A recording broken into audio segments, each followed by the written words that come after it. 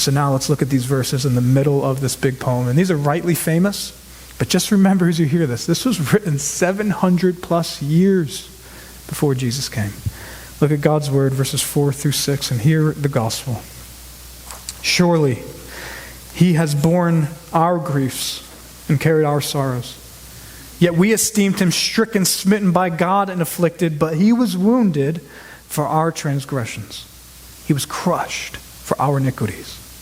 Upon him was the chastisement that brought us peace, and with his stripes we are healed. All we like sheep have gone astray.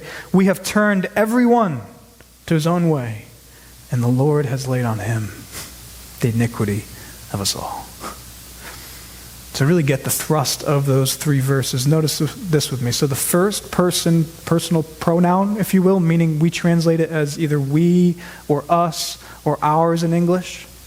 Notice how that occurs over and over in these three verses, 10 times actually in the original Hebrew. And you can probably see that just scattered throughout. And that alone, I think, really helps us to see what's really going on in these verses.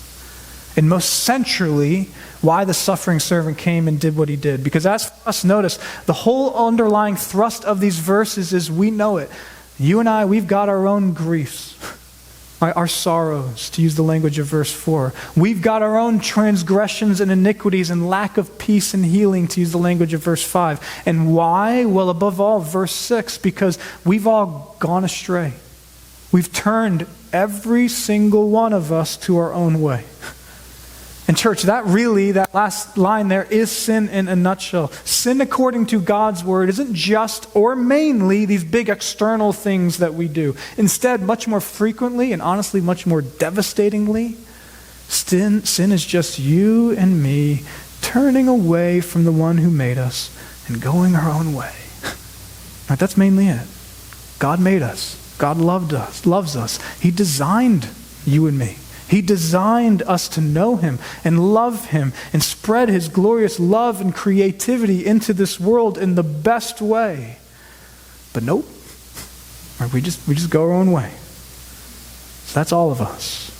But what's so incredible about the center here of this poem is that that's us. In griefs, sorrows, transgressions, going our own way, every one of us. And we'd expect, just in religion, we'd expect the Bible to teach we have these griefs, sorrows, sins, our transgressions. We're the ones turning away from God. And so the righteous God and fair judge of the universe, he has to lay on us the iniquity of us all.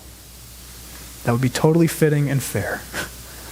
And yet notice the beauty here. We're going the wrong way. We're doing all of that willfully. Let's get that willfully. That's our lives. And the Lord, in his power, steps in, and at the end of verse 6, he, quote, lays on him, the suffering servant, not us, on him, the iniquity of us all.